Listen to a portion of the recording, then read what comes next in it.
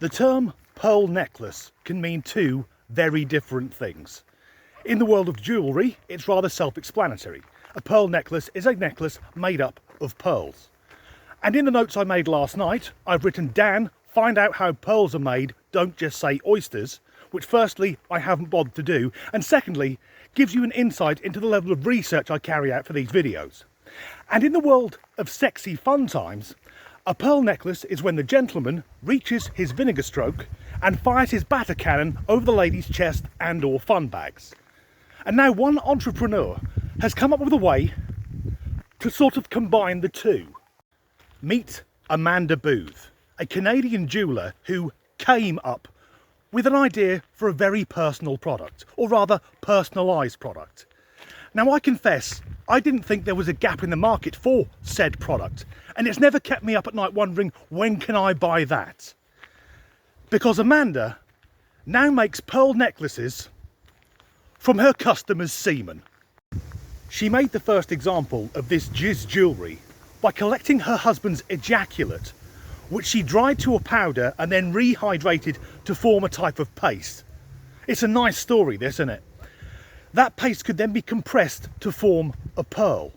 And since then, her website has gone viral and she's been flooded with orders. Nevertheless, I've got questions. It apparently takes 1 teaspoonful of love juice to make one pearl. But of course, pearl necklaces are made of dozens of pearls. And maybe there's something wrong with me. But if I were to measure the average amount I produce during the happy moments, I wouldn't be measuring it with a fucking pint glass. So in order to create enough material for a full pearl necklace, does the customer have to accrue it over time? So if you're a man, there's the opportunity to create a rather unique talking point the next time you have guests.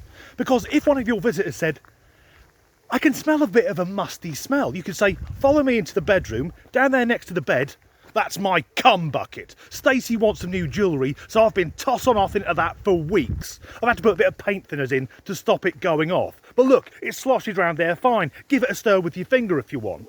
And then once I've got a gallon of it, I'm going to post it to a woman in Canada who I've never met, based on nothing more than blind faith that she's not going to fuck about with my genetic material. And that raises another question. How would you go about posting it? Because when I go to my local post office, the first thing the nice Hindu lady behind the counter asks is what's in the package. And I have to say, in that instance, look, I know legally you have to ask me that, but trust me, you're better off not knowing. It also raises the question that when the process is complete and the necklace is made, who in their right mind is actually wearing this jewellery? Because I'll give you a scenario. Imagine you're on a night out. You bump into a friend you haven't seen for a long time.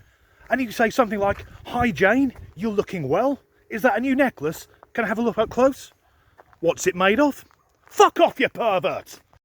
Amanda goes on to say that her products make the ultimate novelty gift. Well, only if you're a fucking serial killer. Because I think the office secret Santa would get very dark very quickly. When the receptionist opens up her gift and says, oh, pearl earrings, aren't they lovely? And the weirdo who works in the corner pipes up, yeah, they're from me. And they're made from my spunk. Just to make it extra personal, I followed you home and watched you through your living room window whilst I cranked one out. But if you're old-fashioned and traditional and you don't fancy the idea of handing over your hard-earned money for jewellery which has been made at some point by using the fluid shot out of a man's testicles, don't worry. Amanda makes jewellery with other bodily fluids, including blood, breast milk, urine and vaginal discharge. There are not the words to explain how much I never want to meet this woman. Amanda concludes by saying the biggest downside with her business is the smell. Really, love, who would have guessed that surrounding yourself with stale cum and piss might not provide the ideal working environment? But I'm not knocking her. She's got a thriving business and many, many customers. My only hope is that in the near future, the police recapture them. As ever, thanks for watching.